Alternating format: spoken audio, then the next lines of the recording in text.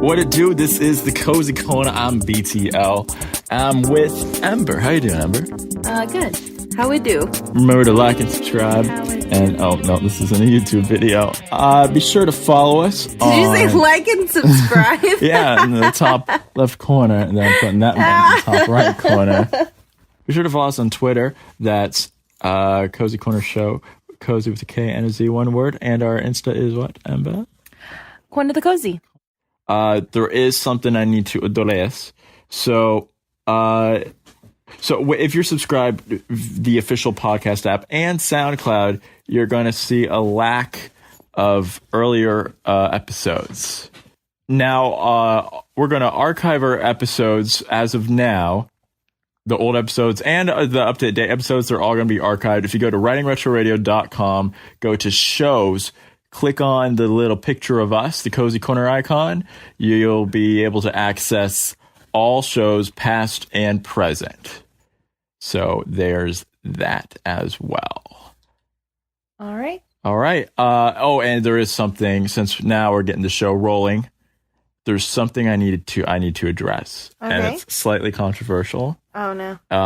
It's been all over the place, and I need to respond. So, Colin Kaepernick.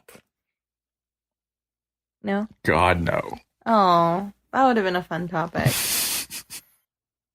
So, Eminem has dropped a few beats about me, and I need to come out Oh my God. and address the fact So embarrassing. that it's not true. What he said, it's not legit.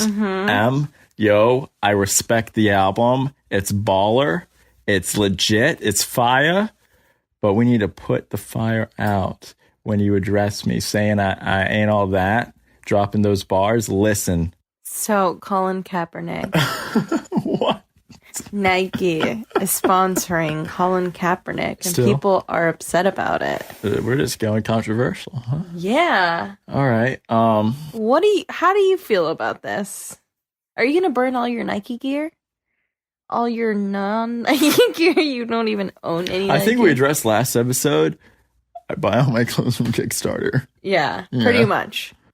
Kickstarter wardrobe. By the way, I am now getting a lot of Kickstarter ads. Interesting. The advertisements must be listening to us.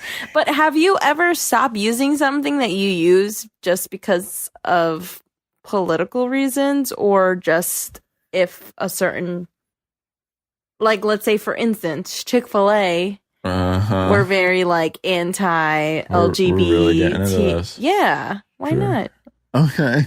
Nothing to lose.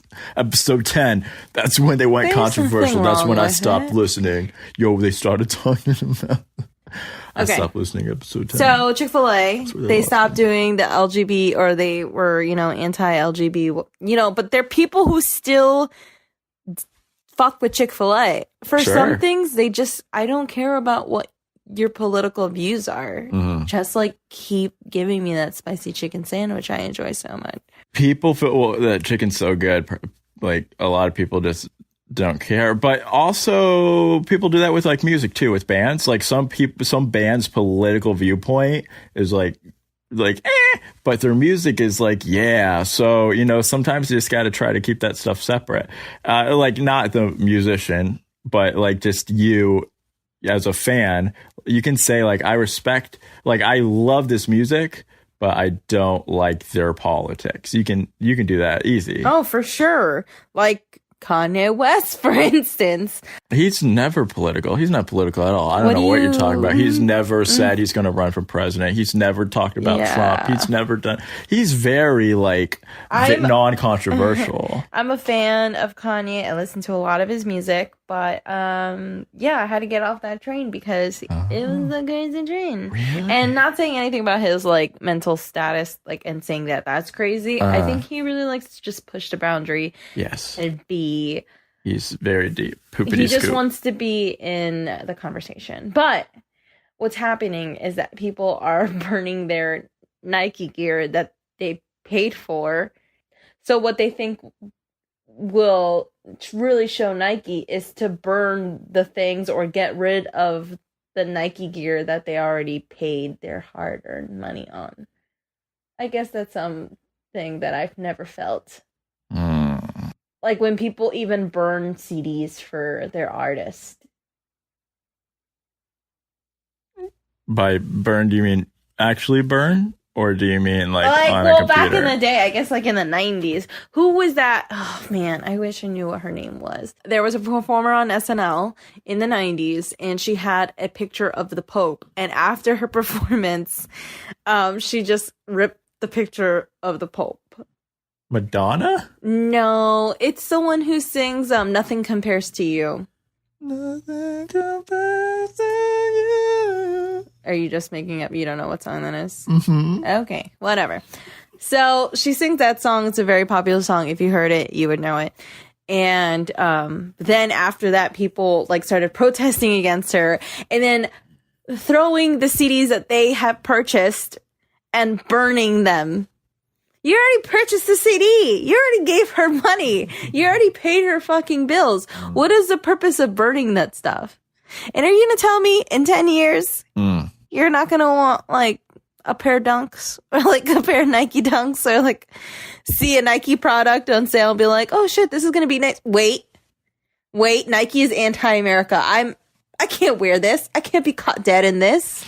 Well, here's the funny thing they could do. Because knowledge is power, and people who are quick to like just ban or hate things from their lives. This is a stereotype. Not everyone's like this, but people who are quick to like ban something like that because like they supported this or they're paying a sponsor for that or they do this. I'm going to ban this product from my life. Like the world is so intertwined, it's not going to affect them. Nike could literally come up with like a sub company that you don't even know is owned by Nike and make like shoes that you enjoy or sporty shoes. You're like, yeah, these are cool. They look like those Nikes that I hate, but I'm no longer buying Nikes. Fuck Nikes.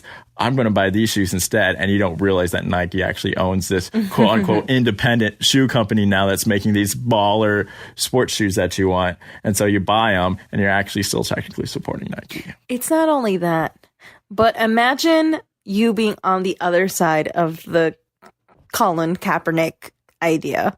Then you're like, oh, these motherfuckers don't want to buy Nike? All right, well, I'll buy Nike. I'll buy what this guy's selling, this exclusive. I don't know if it's like an exclusive item or I don't know if it's just like what he's wearing in the brand. But like people can do that in spite of people protesting against it. It's just stupid. It's just wear Nike. Who cares? You don't like Colin Kaepernick? Well, whatever, you know?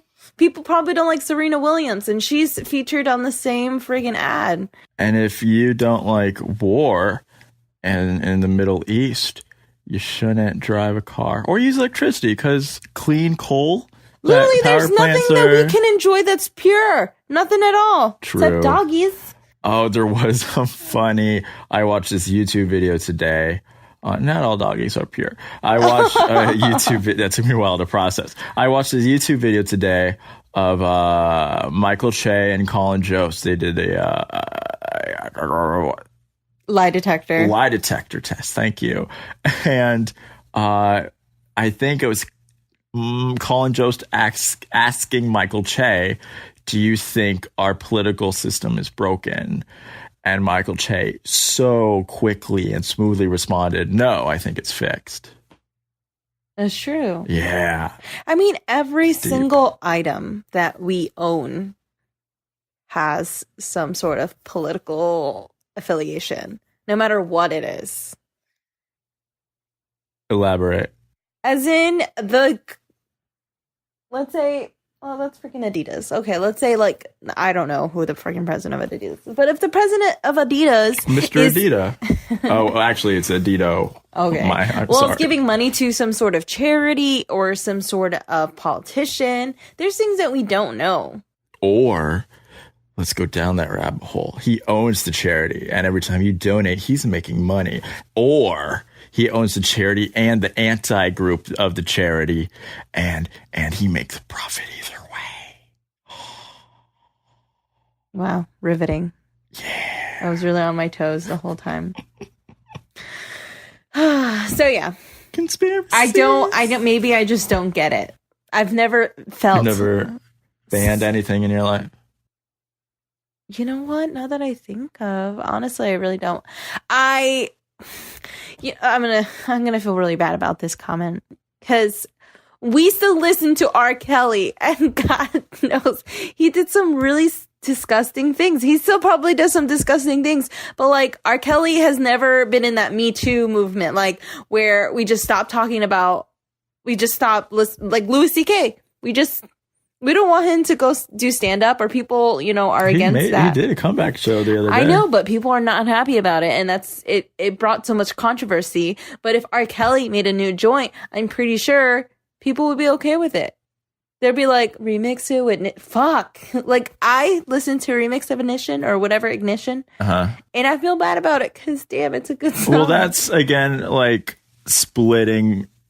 What I mentioned earlier, splitting, let's just say politics, quote, politics and like the musician, like splitting them into two. You could hate someone's personality, but as far as music wise, totally like dig it and respect it. Because in the music industry nowadays, there are so many people involved with making the albums and the songs. There's so many producers, audio engineers, mixing, just mastering. It's so many hands are in the honeypot with that. And by the time an artist, just let's say a singular artist, releases a song, there's maybe 5 or 6 people like per song, or even a whole album. If you want, 15, 20 people could be involved in making an album. So it's not just that one person anymore. So even if you're like, let's say you're not a fan of Dr. Luke. I personally am not a fan of Dr. Luke. I was just about to ask you about that. However, is his name Doc? Is he an actual doctor? That's his of music. I don't know. No, he's not. That's just his name. Okay. Like Dead Mouse. Is he actually a dead mouse? No, he's a person who wears a thing on his head. It's not Mouse though. But that's how it's pronounced. Okay, sorry. But that's the thing. Like, people are against him. And so they're like, no more Dr. Luke. But here's the thing with that. I know J-Lo, while all that was going on, J-Lo released a song that was produced by Dr. Luke. J-Lo didn't even know. Yeah. And that's the thing. Either her agent management like gave her that song, or like, this is a song for you, or like she heard the song is like, I want to do this song. Whatever, the point is you can't always avoid it. And another twisted thing about that whole thing is Kesha's still on Dr. Luke's label. As my understanding of that situation, she's still on his label. Rainbow, her latest album, he's making money off of that, which is kind of her I wouldn't say comeback album, because in my head she didn't go anywhere. Oh. But just her success is also his success. But that's what the lawsuit was for, right? Like, so he wouldn't be making money off of her anymore? No, the lawsuit, besides sexual harassment, there's I'm not sure everything that was being sued for, but there was sexual stuff in there. She wanted musical freedom too. She wanted her album Warrior to be more like a rock sound or whatever, and it wasn't at all. She didn't have any musical freedom, she felt. Dr. Luke's a very good producer. He's very good at what he does. He's a moneymaker for, I believe, Sony. So that's a whole thing. Like, there's honestly, Dr. Luke could make music under a different alias. No one would be none the wiser. It'd still make money for Sony. Like, that's the thing. There's ghostwriters but can everywhere. I ask you a question? Now, if you really enjoyed a song, like you really, really I do. Had a song stuck in of his? Yeah. A lot of Kesha's early stuff. I know, but not like that. Like, now that, after the fact.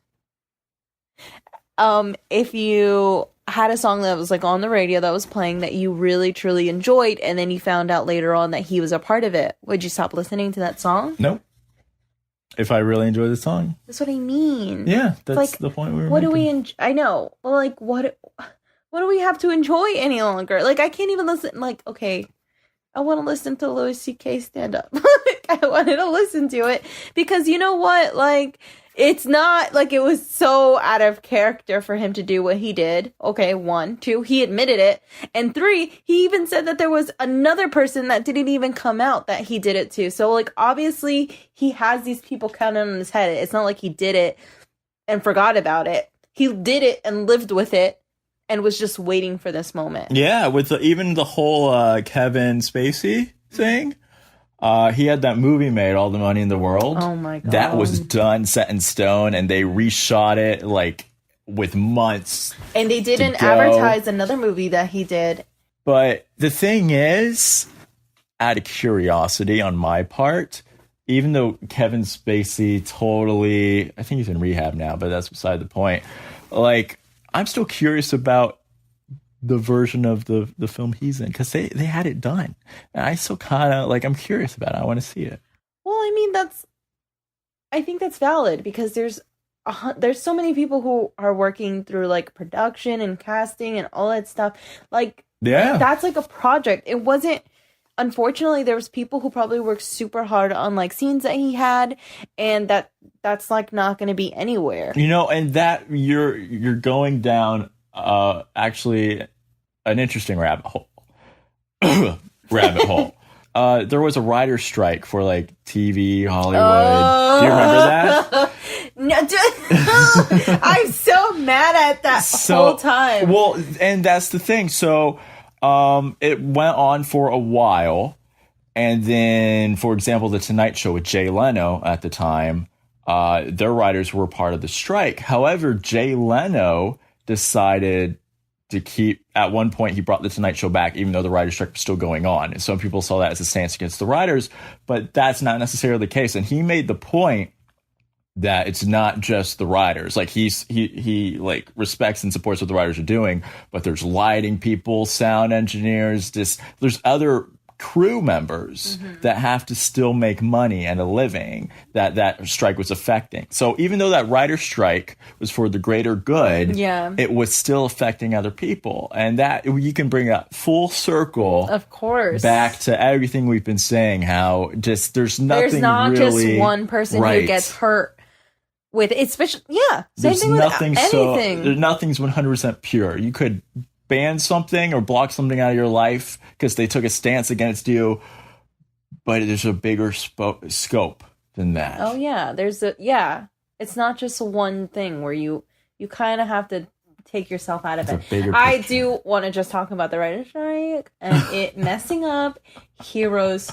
That was the best show ever, and I seriously, like, once you said the writer's strike, like, it just brought it all back, rushing right back to me, man. This is not the first time that I brought up Heroes in this podcast. Oh, is it not? No, because I was talking about This Is Us, and Peter Petrelli is Jack from This Is Us. Pantapuni. And Pitapuni. Hayden Putapuni. Hayden Pantapuni. Pantapuni. Yes, Pantapuni. That's nothing on Hayden. That's just, we couldn't pronounce her last name, so we were being fun. That's nothing against her. No, she's also my lover.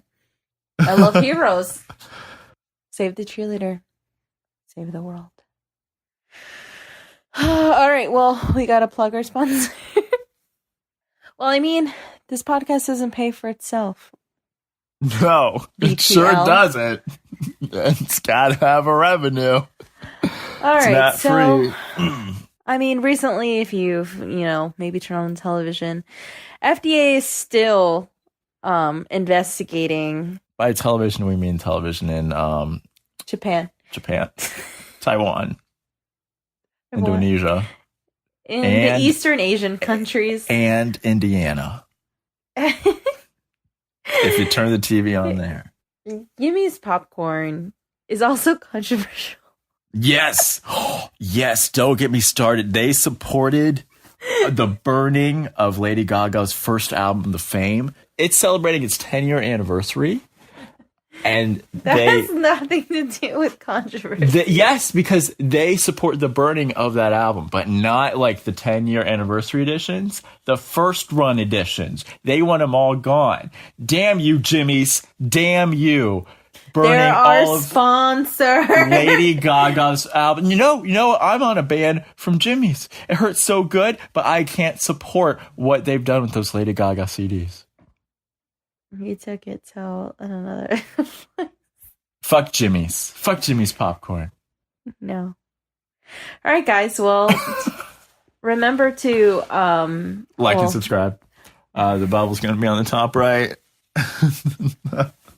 She's not amused.